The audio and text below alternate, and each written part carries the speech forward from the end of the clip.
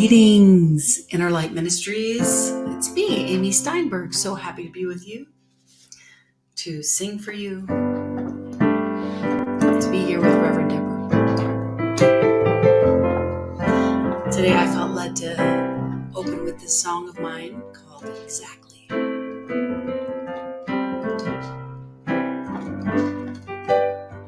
I am exactly where I need to be exactly where I am a blessing manifest, and I can undress the moment naked time unwinds beneath my mind, and from within I find the kind of beauty only I can find.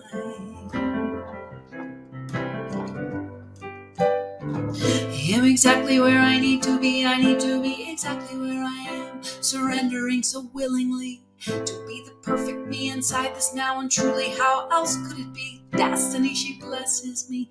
Destiny, she blesses me.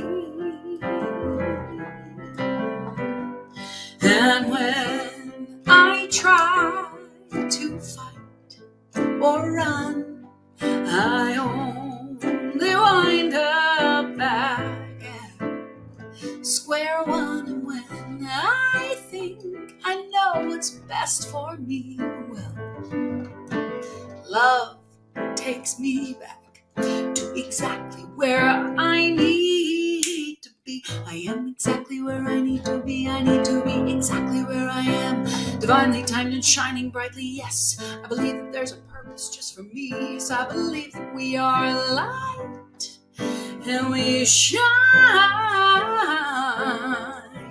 infinitely. Oh, I am exactly where I need to be exactly where I am, not aimlessly existing. See, I am in perfect harmony with universal energy, and I'm truly free when I accept my own divinity.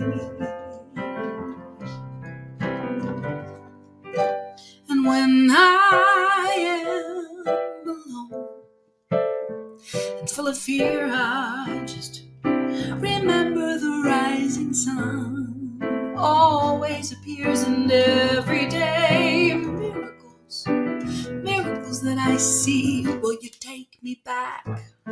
Yes, you'll take me back. Yes, you'll take me back to exactly where I need to be.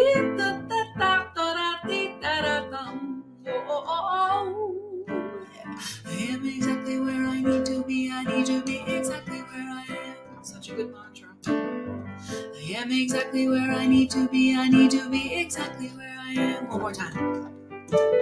I am exactly where I need to be exactly where I am, with Inner Light Ministries.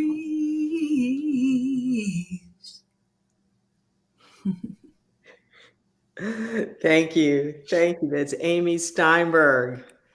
I love you. Yes, just always glad to be in co-ministry with you. Thank you for that musical invocation.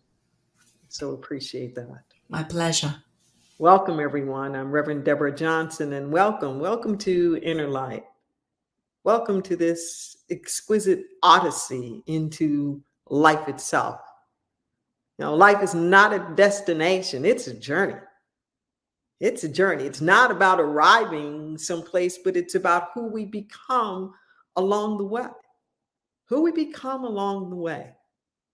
So we come here to be spiritual jogging partners with you. Whether you've been with us for years or whether this is your very first time ever tuning in, we want you to know that there's only one of us here and that there is no accident that the labyrinths of our lives are intersecting at this exact moment. You may be with us now in quote unquote real time. You could be looking at this 10 years later. In God, there is no time or space. The truth is not limited to some kind of temporal time frame. That whenever you're listening to this, it's the right time for you. And I'm going to invite you to come back. To come back not just to Inner Light, but to come back to this very message. Because I guarantee you that if you come back, listen to it again, you're going to get things out of it that you didn't get the first time. Like the old parable says, that you can't step into the same river twice. Not simply because the river keeps changing, but you keep changing. You'll hear with new ears. You'll see with new eyes. So I want to invite you to not take anything of a spiritual nature and just go like, done, did that, read that, figured that out. No, you got whatever you could get for that particular moment, but there's always another level. There's always something a little bit deeper. And Inner Light, we're about that next level. We're not just going to keep retreading over the same territory that we've been before without growth. Okay? There is something to be said for consistency of practice, but the consistency of practice should be like a spiral, not just a loop-de-loop, where you keep doing the same things, but you're coming back at higher and higher and higher levels of consciousness and your ability to apply what it is that you know. Faith without works is dead. It doesn't matter if you can spout out all of the principles of the universe. If you can't use them in your own life, something's got to give. Something's got to give. You do better to just stick with one or two things and really work that than trying to amass all of the information of the ages. Sometimes I like to use that phrase that Oprah uses with the people that she interviews. At the end, sometimes she'll ask them, what do you know for sure? Like, what do you really know for sure? And whatever that is on the spiritual plane that you really know for sure, I want to invite you to use that. Use it everywhere. That's how you grow and expand. You grow and expand not just by learning more and more things, but by taking what you do know and being able to apply it in more and more situations and circumstances. That's how you grow. That's how you grow. And I want to invite you to do that as you're listening to this message. Keep trying it on for size. Ask yourself, well, what would this look like over here? What would it look like over there? What would this look like in my health? What would this look like in my finances? What would this look like in my home, in my familial relations? What would this look like on my job? What would this look like in the social political world or the environment? The macro, the micro, there's no difference. It's not different sets of principles. It's just our inability to be able to apply what we know everywhere. So that's your invitation. Take whatever it is that you're hearing, try it on for size, and even translate it now, later, into what are the implications of this for more and more areas of our individual and collective lives. Every week, we offer you 100 words. 100 words to change your life. They are a part of this process that I'm talking about elevating, about embodying truth principles. And the greater that you embody them, the more you're able to actually use them. Just as I said with this message, so I'm going to say the same thing with these affirmative activations. Come back. Come back. Really use them. Apply them. And the more that you do, the more you resonate with them. The more you realize that all of this is a part of your internal being anyway. And then you can consciously direct it in ways that are for your benefit and not your detriment. We're always creating. We're always creating. There's no such thing as an uncreative thought. What we think about, we bring about. So let's take greater dominion over our thoughts. If you are in any way, shape, or form able to, at this moment, to say these particular affirmations with me, I encourage you to do so as they appear on your screen. Our topic is Start with Essence. There's a truth about us transcendent of the temporal. We stand in complete alignment with our divinity that dictates our humanity. It is our responsibility to manifest the highest heaven here on earth. We will not acquiesce our power to the oppressor du jour. Seek first spiritual rights. Legal rights affirming our human rights will follow. As sons and daughters of the Most High, we have an inalienable right to freedom and self-determination. Justice and equality must manifest. We have an inalienable right to health and safety. Health care and housing must materialize.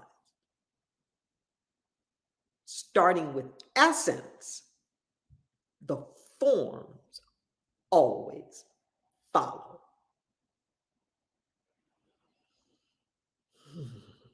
Just breathe that in. And I'm going to ask Amy to come back and to give us a little something to open up our hearts for the message.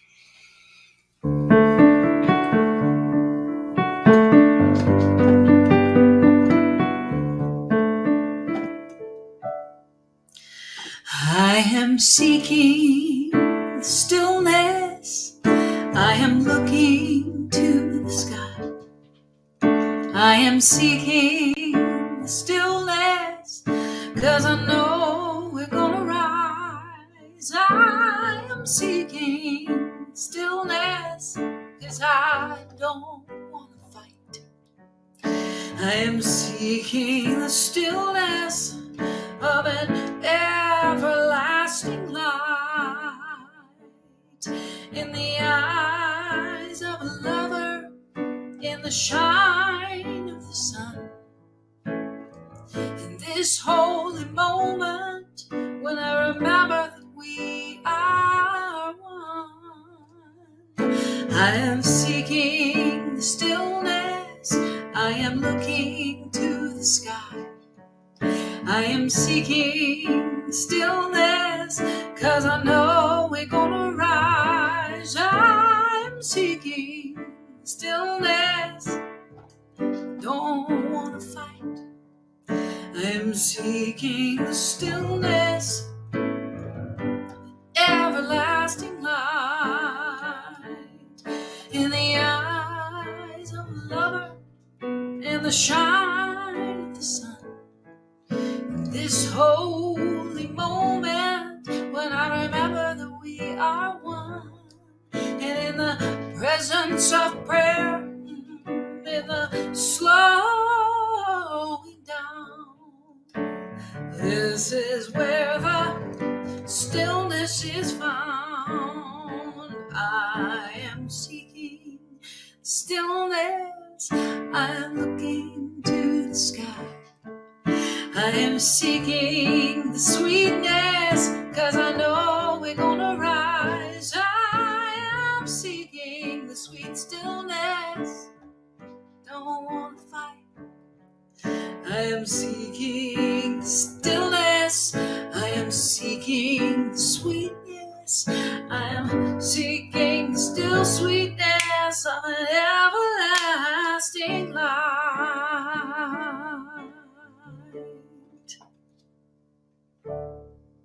Hmm.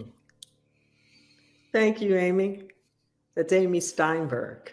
I'm sure that you will want to check her stuff out. It's good, good, good stuff. Let's take a breath.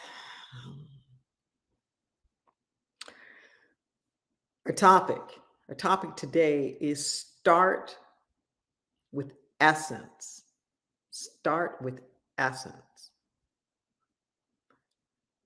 One of the things that we often do on the spiritual path is that we confuse the outer expression with the essence. We confuse the two. So let's say, for example, we just heard a beautiful song. Okay. That song is an expression of the essence called music. It's an expression. But there's something greater than it. There's a thing called music. A song is finite. Music is infinite. All songs come from music. But you can't put all of music in one song. The finite is always within the infinite by definition. But you can't squeeze the infinite into the finite.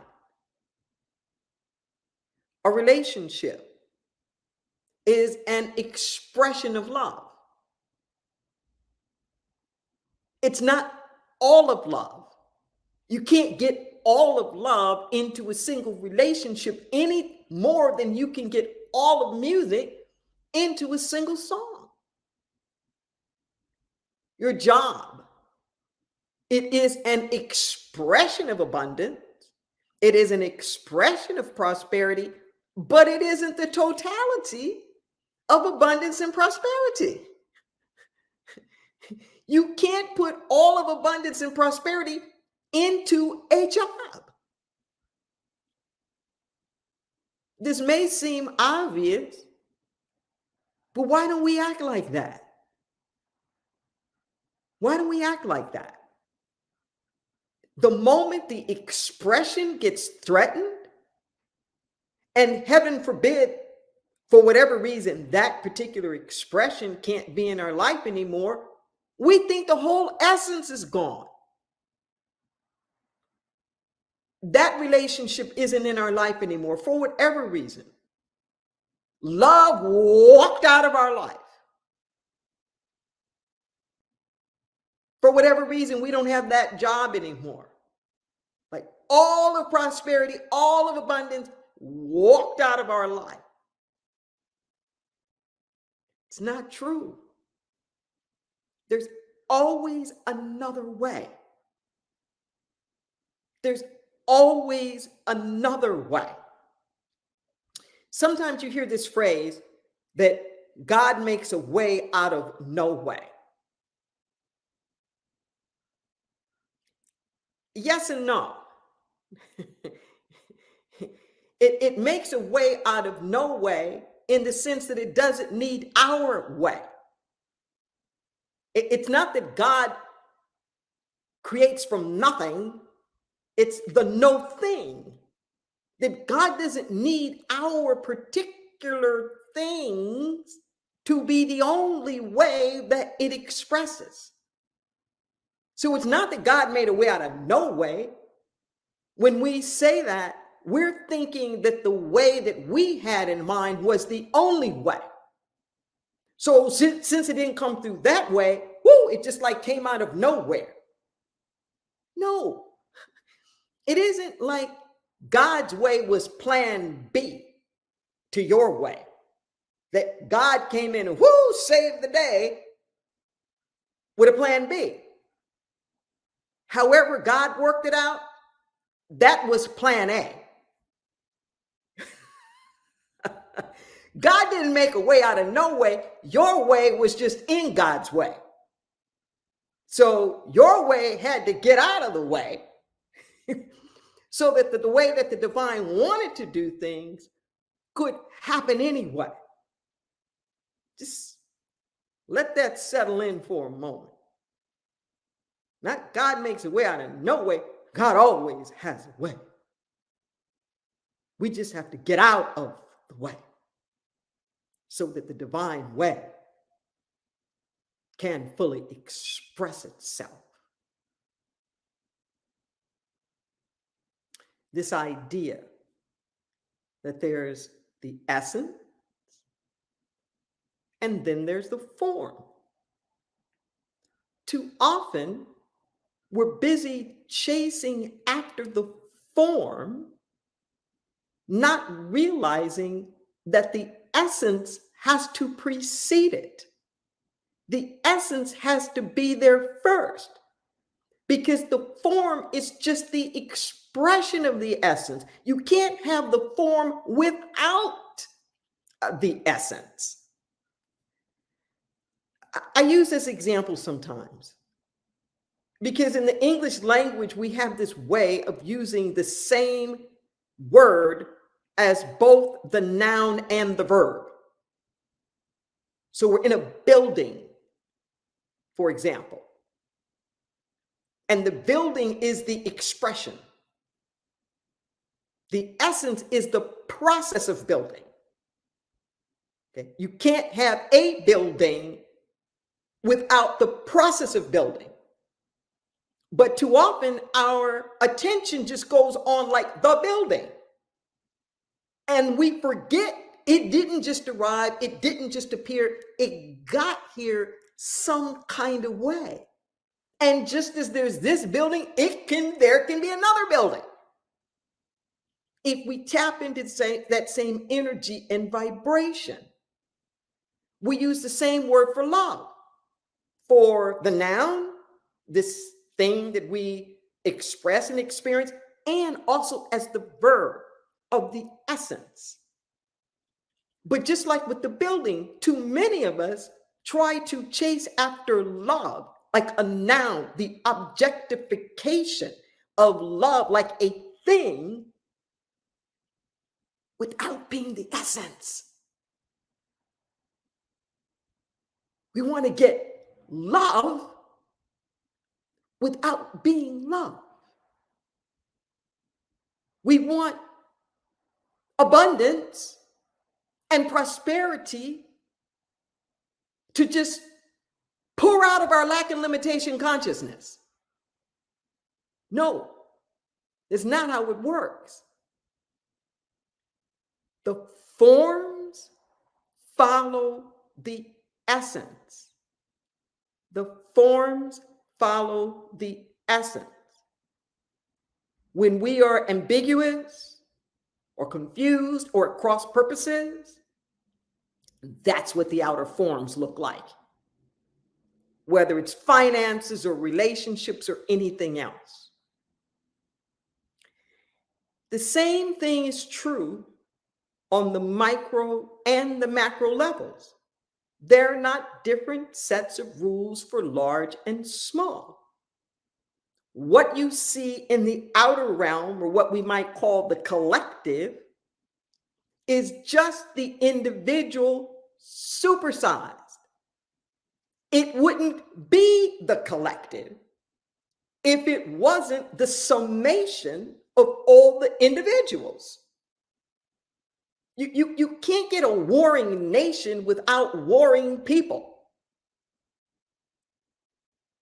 You can't have a literate nation unless the people in it know how to read. I know this sounds overly simplistic, but why don't we act like it? We want things like justice without being justice or practicing justice. We want things like compassion without being the compassion. And somehow or another, we convince ourselves that it's the other way around. That if I can get the expression, if I can get the manifestation, then the essence will follow. See, if I can get my hands on this money, then I'm going to be prosperous. If I can get into this relationship, then I'm going to have the love in my life. If I can just get the laws to be just and fair, then we'll have equality. Like, after we make the laws happen, then we'll have the equality.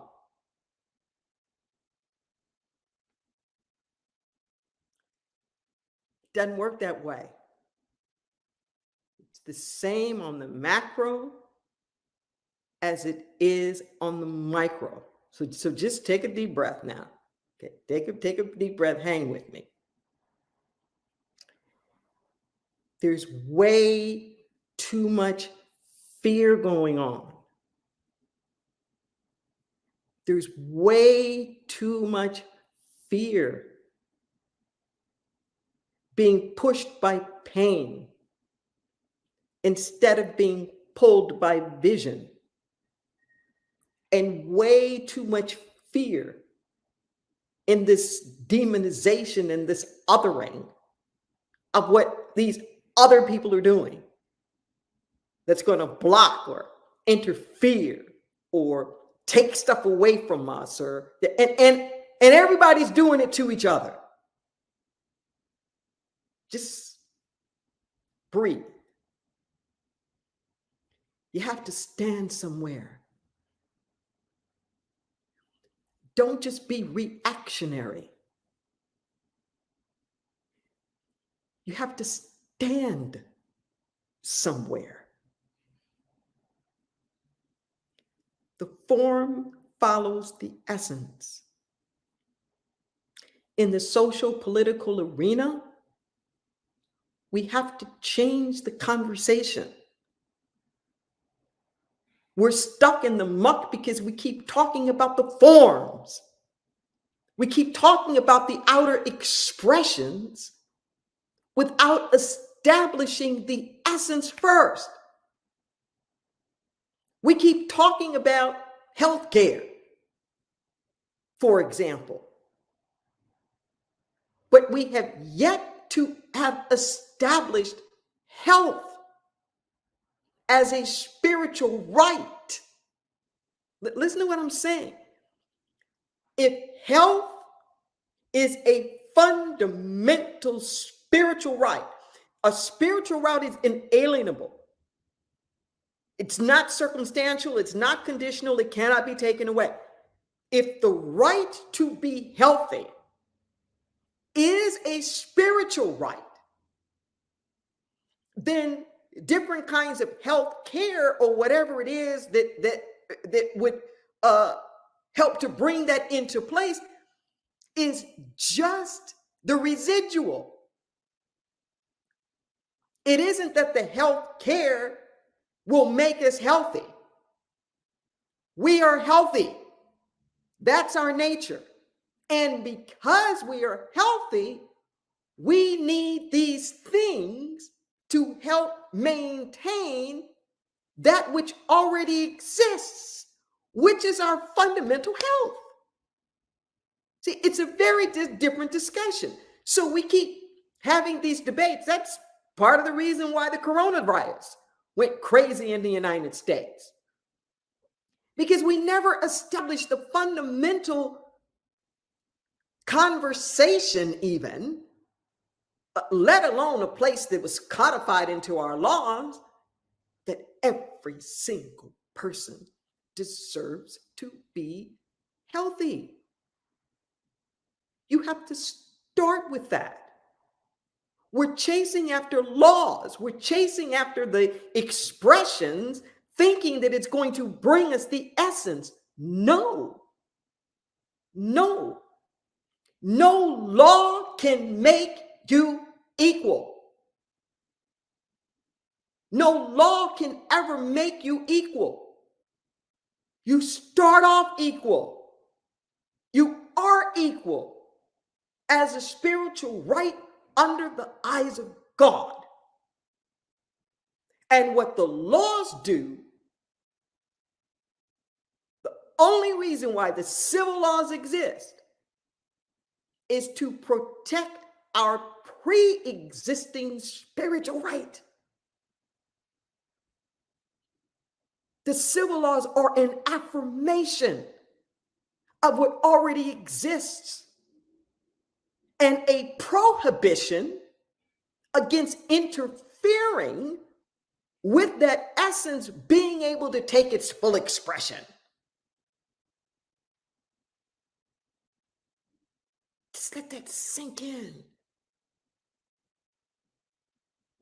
We're doing most of our work backwards. We're doing it backwards. It's like that old saying of putting the cart before the horse. The cart can't go anywhere if the horse is behind it. The horse has to be in front of the cart to pull it. The essence is the horse in front that pulls the form, that pulls the cart along. So why is this important? Because too many of us are going after the forms without a deep enough belief in the essence. This would be similar to you not really loving yourself, of you not knowing that I am love. And that because I am love, I deserve love in my life. I deserve to be treated well. I deserve to be treated with respect because of who I am. Not all the things that I've done to earn it, but just by virtue of being a human being. I deserve love. I deserve belonging. I deserve connectedness. No matter what. Even if I'm a serial murderer in prison, as a human being, I still deserve connectedness. So let that sink in.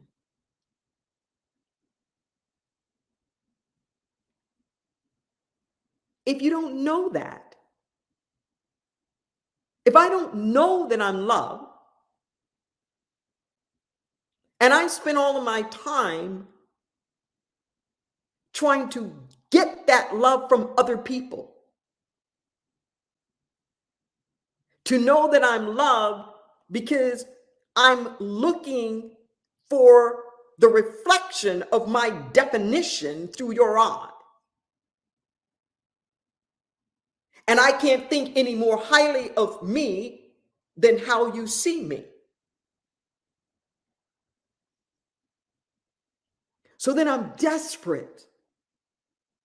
I'm desperate for your approval. I'm needy. I'm nothing without your validation. And you know where that gets you. I don't even I don't even have to tell you what the end of that story is, because you already know. But this is what we're doing on the social political front too. We're walking around just as needy.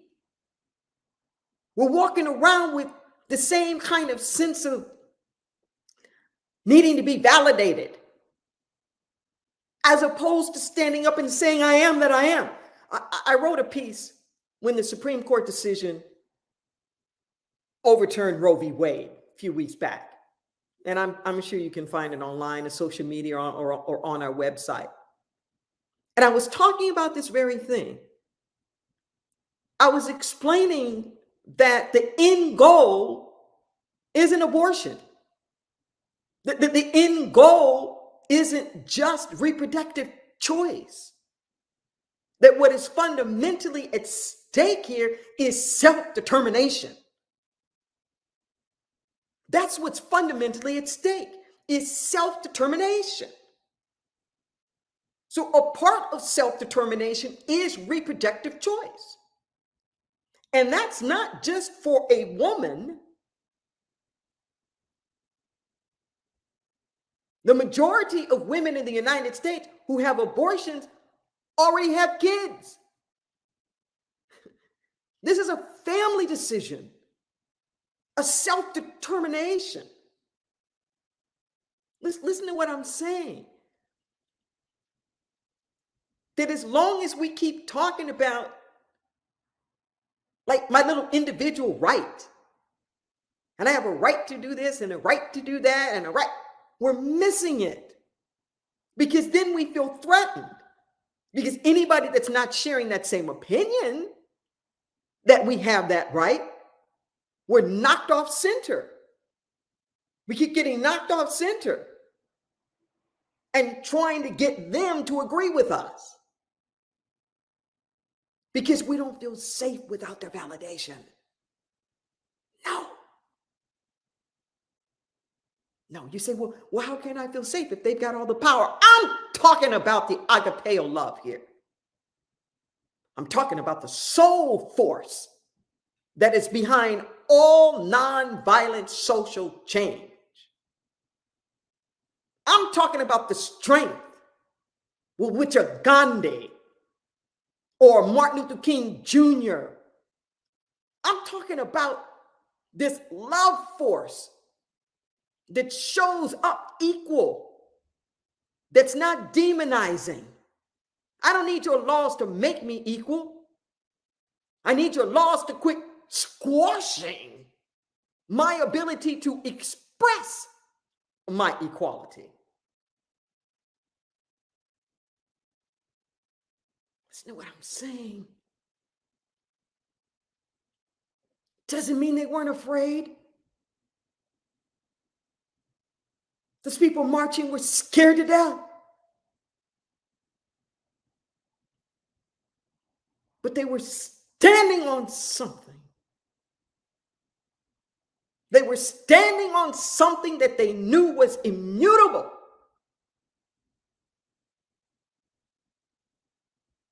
They weren't demanding something that they didn't already have.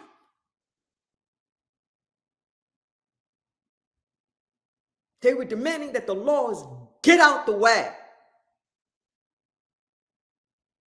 It reminds me of this conversation that Martin Luther King Jr. had with Truman. And Truman's asking him, well, do you really think that I can legislate people to love you? And he's like, well, no, sir. I don't think that you can pass a law to make somebody love me. But you can pass a law to stop them from killing me. And I'm willing to start there. I'm willing to start there. King wasn't asking for, hey, just pass some laws for people to stop killing me. My life matters. And we all need to act like that and protect whatever it is that we need to do to keep that into fruition. You hear me say all the time, no slave ever got on the freedom train. No slave ran away on the Underground Railroad, not a slave. The only people that got on the freedom train were the ones who already knew they were free. In spite of their experience. Listen to what I'm saying. They may not have ever experienced a moment of what we call freedom in their life. They may not have even ever seen another Black person that was free. in their heart, they knew they were free. They didn't get on the freedom train to ask to be freed. I'm out of here. What's a free person like me doing enslaved? I'm out of here. And I'm going to the place that affirms my pre-existing equality. Not to some people who are going to make me free, but to people who are going to recognize that I'm already free. And it's that kind of determination that we have to have. It's that kind of determination. If the slaves that went, if the people who were enslaved were waiting around for sign and evidence and waiting around for all the laws to change, they'd have never taken that sojourn. They'd have never taken it. We can't look at the appearances. They were like, oh, well, your old master, well, you know, old master's doing this and old master's doing that. No, I'm here to train. I'm aligning with those people who are going in that direction.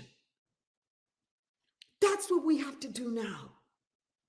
At this great moment of transformation, stop being mealy-mouthed.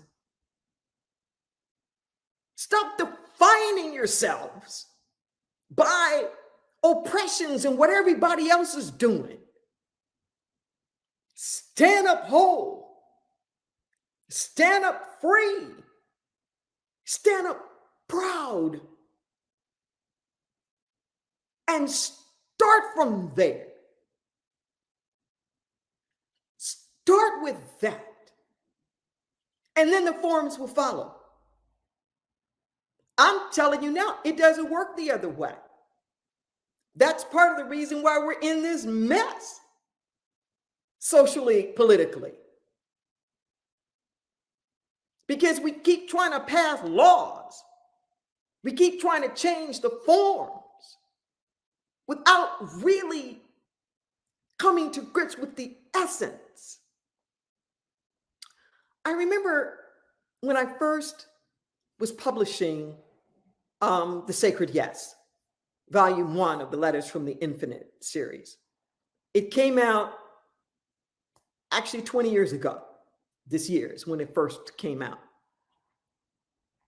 And I remember as I was reading it, there were these subtleties that had completely gone by me. You know, these letters are letters of conversations with spirit that I transcribe. And so the letters are transcriptions. And I got this letter after it was published, making it plain that I had missed before. And it said there's a difference between a notion, an idea, a concept, and a belief. A notion, an idea, a concept, and a belief. And that the spirit voice was being very exact in the series about when it was using what. So a notion is just that. It doesn't take root anywhere. It doesn't have any particular validity. It doesn't last for long. The notion's fleeting, kind of in one ear and out the other. An idea goes a little bit further, where the notion starts to take on some kind of shape and form. But an idea is just an abstraction. It's kind of hanging out there, but it doesn't necessarily have any meaning. or value or significance. That in order for it to have value and meaning and significance, it has to move from being just an idea to a concept. So what makes it a concept, it's that it's been conceived. Let that soak in for a moment. That the idea has been conceived. Like there's an impregnation that's taken place. Something's gestating within. It's like something's germinating. Once it becomes a concept, you can work with it. You can do something with it. It becomes working. We even use that term sometimes when we're planning and things. Well, this is now the working concept, as opposed to just the ideas that we were throwing around. So it becomes a belief when it's embodied.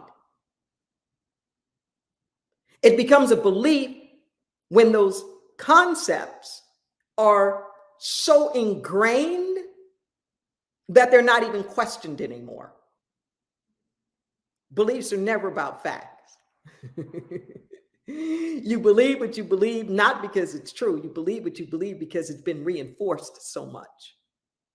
Reinforced so much that there's no more challenge in your mind. You've accepted it as true. And it explained that part of the reason where we are where we are, part of the reason why we are where we are is because this thing that we call justice and equality, it is at best an idea in the United States.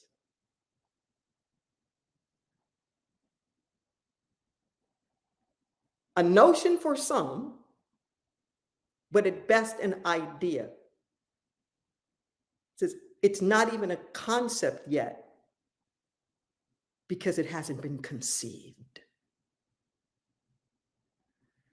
There has not been fertile ground in your country to conceive equality and liberty and justice for all as a working concept that informs everything that it does.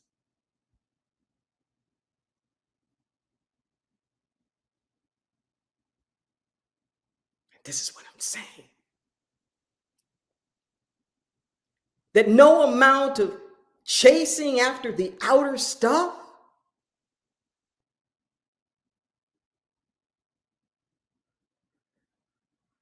is going to concretize it. Is going to make us conceive it. Something has to happen on the inside first. That we stand from there. When we really, really, really believe in equality and justice, that it is an inevitability, an inalienable right, not something that we got to beg and beseech for somebody to give us. Oh, this goes for everything. Everything. From immigration to marriage equality to environmental sustainability to racial equity. I mean, all of it. Reproductive choice, all of it. Peace itself.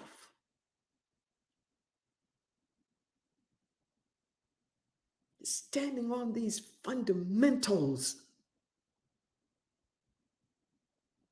of, are we starting with the essence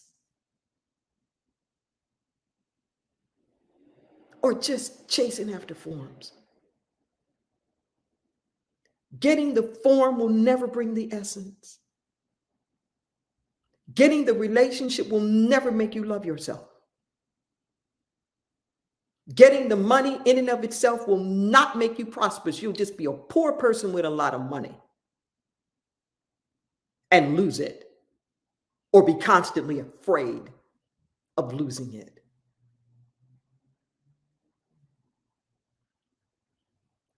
The outer laws can't make us something. We have to show up there. I think this is what it means to bring the highest heaven right here on earth.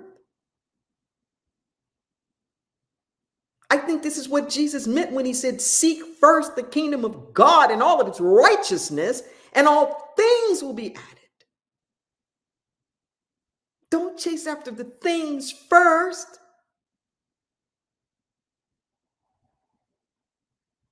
No. I may sound plaintive, maybe even demanding, because I am. We don't have time. In the United States, our democracy is at stake. Not just here, but around the world, just like the planet.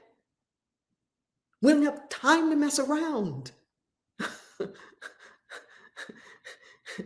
We have to show up now with an energy field and a force and a vibration that asks, and it shall be received. This word ask literally means a demand for something due. It's not mamby-pamby. We put it out there. We live in a world of supply and demand. It's not an economic thing. That's a spiritual thing. Whatever there is a demand for something enough, the supply will show up. We know that. I don't care what it is. From clean energy to if you want a joint. If there's enough demand, it's going to show up. Let's demand the right things. Let's demand the stuff that's worthy of the spiritual beings who we are. Awaken from the spiritual amnesia that has us less than who we are. Now is the anointed time, and now is the appointed time. And we are so pleased at Inner Light to be on this journey of awakening, remembrance, standing firm with you. Let's turn with that.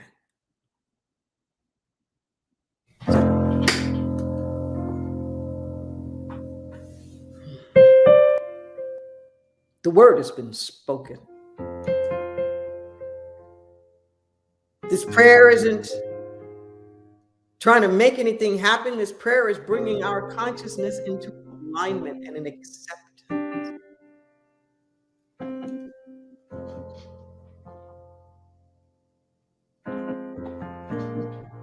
Thy will be done.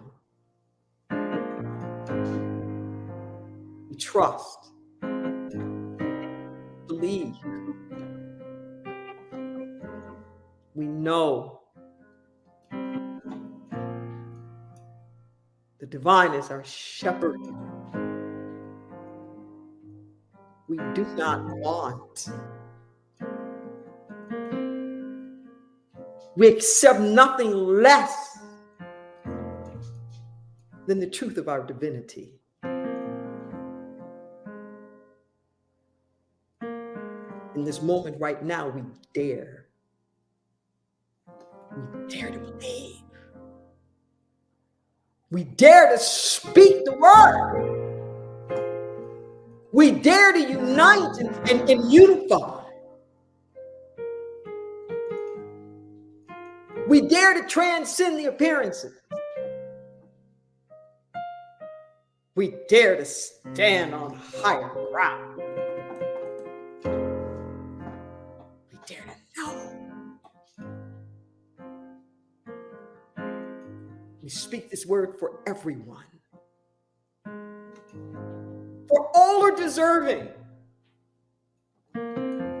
We speak this word for health, for wholeness, for peace and for joy, for faith, courage, strength, power, talent, reconciliation, and redemption. Speak it. And we know that nothing stands in the way. Our God is like the mighty river that rushes and moves over and above and beyond all the obstacles, or lifts them up and carries them out to the sea of all possibility.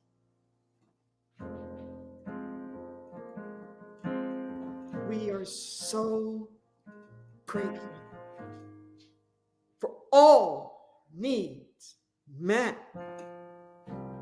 The healing of the body temple, the healing of our financial body, the healing of our body politic. Oh, if we had 10,000 tongues, it wouldn't be enough to say thank you. Thank you, thank you, thank you. We know that our God is good all of the time. We bask in that goodness. It is good. It is done. We get our ifs, ands, and buts out of the way and allow God to be God up in here. Nobody does it better. And so it is. So it is. Amen. Amen. And amen.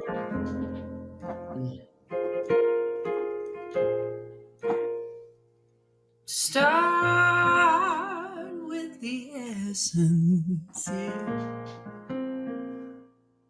From Reverend Deborah Johnson. If there is enough demand, the supply will show up. So demand your worthy, demand your birthright. Awaken from your spiritual amnesia and use your soul force, spiritual strength, soul source, knowing who you are, soul force, standing on the truth, soul force, guiding the power of love. Use your soul source, spiritual strength, your soul source, knowing who you are, your soul force, standing on the truth, your soul, guiding the power of love. See, all forms follow the essence, and you can't get love without being loved. That's right, I said all forms follow the essence. So be the abundance and be the justice and the love. Soul source, spiritual strength, soul source, knowing who you are, soul force, guiding the power of love. I'm making this up so it's all over the place, but soul force, spiritual strength, soul source, standing, knowing who you are, standing on the truth, guiding the power of love. God didn't make a way out of no way. Your way is in the way of God's way. We got to get out of the way for the divine way to fully express the essence of divinity. You can't get a warring nation without a warring people. Just breathe and stand somewhere. We have much too much fear being pushed by the pain. It must be the love, and we must be the love that we want to see everywhere. And be that soul source, spiritual strength, soul source, knowing who you are, soul source. Oh, standing on the truth, guiding the power of love, 'cause all forms follow the essence, yeah. And you can't get love without being the love. All forms follow the essence, abundance. So we can beat the abundance, beat the justice, beat the love. In the socio-political arena, we have to change the conversation. We are stuck in the muck because we keep having forms talking about the forms of our nation. No law will ever make you equal. You are equal the moment you exist. You are divinity, an expression of infinity. Self-determination is your birthright gift. Freedom is the essence of who you are, and that is why you board the freedom train car. I hear the train. We are going in the direction. In the moment of transformation, define yourself by the essence of love, projection, and protection. Oh yeah, the soul source, spiritual strength, soul source, knowing who you are, soul force, standing on the truth, soul force, guiding the power of love. Use your soul force, oh, starting with the essence. We want things like justice. We must be justice. We want things like compassion. We must be compassion. Soul force, spiritual strength, soul source, knowing who you are. It's a soul force, giving the truth and standing on the power of love.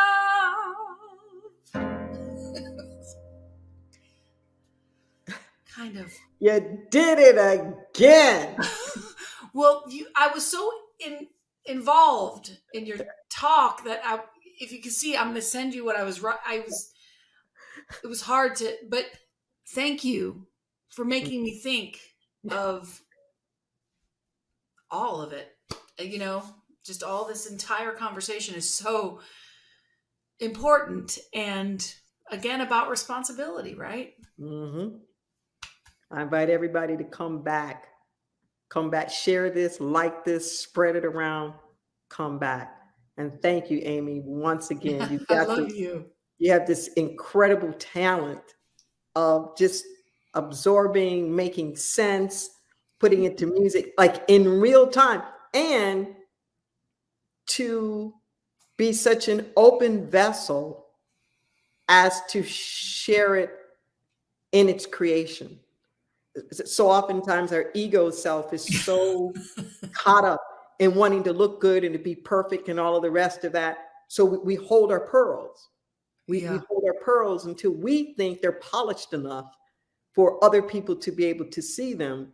But the spontaneity, the creativity, the vulnerability that takes, I just want to acknowledge. And it's a blessing for me because I can't remember what I said. I know your just spirit is just pouring through you, and to try to sort of remind you of what you've just taught us and said to us is a very cool. Of course, I can never get it all because you have a lot. And I thank you for that too, because a lot of times I'll do this with ministers and I won't have very much to write. I'm not trying to diss any ministers. I love them all. But, you know, I'm just like, oh, but that's a thought. Oh, but that's a thought. But that, you know, like there's just exciting. It's very exciting to try to absorb. And it's impossible, but I'll keep trying. Thank you. We just toot each other's horns, but you know what? Well, no, I really appreciate it. And we all learn in different ways. So there's a way putting it to music concretizes it. Yes. You know, I still can't do my ABCs unless I sing it. Isn't that wonderful? I love what you said about how the song is music, but the music isn't the song. Just those examples that you give that make it so easy. The building, you choose these words that help to bring. Yeah. Well, I'm always learning. Thank you. I'm with you, and so. I'm standing more in it because that's my gift. Everybody has a gift. Oh, it's definitely your gift. You don't want me building the house. You don't want me. You don't want me taking care of your garden. There's a lot of things. Well, thank you for sharing it. But the articulation, the prophetic voice, the connecting of the dots, this is where these things lead. Oh, it's good. That I have. Thank you. All right. Take care. Oh, we're a praying community here. We would love to be with you through whatever it is that you're going through. We have people professionally trained, they studied for years how to be your spiritual jogging partner, your confidant. Don't try to go it alone. Okay? So give us a call. Our number is scrolling across the screen there, 831-465-9090 at extension 254. You can also send us an email. The number 4 and the word prayer. Everything's confidential. We pray for you for at least 30 days. Let us stand in agreement with you too. This is where 2 or more gather together. Ooh, that extra demand I was just talking about hastens the supply coming into manifestation. Yes, yes, yes. And if you are watching us in real time, as this is actually being broadcast on what's a Sunday morning Pacific time, we invite you to jump on in. There's a Zoom group. There are people who are across the country. They're coming in from other countries. It's a virtual fellowship hall, basically, a time for you to meet and to greet and to get to know people. So don't be shy. Even if this is your very first time, please come on in. We'd like to get to know you and to hear from you. You have a chance to be in breakout groups and develop some relationships, as well as share the things that are on your heart and the way that this message is reverberating within you. To find out all the different activities and things that are going on in Inner Light, please feel free to check us out on our calendar that has all of the things that are happening virtually, all the things that are happening in person. So for whatever it is, for classes, workshops, meetings, go there. And to remind everybody, if you are in the Santa Cruz area, that on the first Sunday of every month, we meet at the 418 Project, downtown Santa Cruz, where the old River Street theaters were, in the afternoon from 3 to 5. There's no sermon. We just get together in music and fellowship and sharing and prayers for the affairs of the world. An extraordinary time to just bond. There are other times that we get together too, but just to put that one on your radar. And the last thing that I will mention right now is about conscious giving, your opportunity to support this ministry and all of the various things that it does. And you'll see on your screen, there are these different ways that you can participate. There's a QR code that's right there. You can use your mobile device. It'll take you to our donate page. You can go through our website, listed there, our URL, innerlightministries.com, the donate button there. You can use Cash App or text to give. We're straightening out our Venmo as a portal. And if you use Amazon, consider making Inner Light Ministries your charitable donation, your recipient of your charitable donations. Then a portion of all of your eligible purchases come back to Inner Light. And you can do that with any of your Amazon accounts, including Amazon Prime. The program is called Amazon Smiles. I want to say thank you to all of you who select reoccurring when it shows up as the option when you donate. It is your consistency that really enables us to continue. We're an independent ministry. So we're here because of the generosity of those of you who are being blessed by this message. So we say thank you, thank you, thank you. And I am going to ask Amy Steinberg to come back, give us the last word, and knowing that everything that you've heard here, you know our motto, which is take this consciousness and multiply. Amy, take us home. Thank you for having me again. I just thought I'd close with this idea that the light of love is shining through each one of us. The light of love shines through me. The light of love shines. The light of love shines through me. I am divine. My mind lives peacefully. Peace is in my mind. My mind lives peacefully.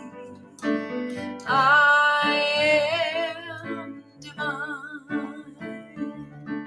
Love and peace shines and lives. Love and peace grows and gives. Love and peace is in my heart and in my mind. I am divine. The light of love, come on, shines through me. Yeah. The light of love shines. The light of love shines through me. I am divine. Turn to someone, tell me you are divine. You are divine. Then we declare we as a community. We are divine. Have an amazing week.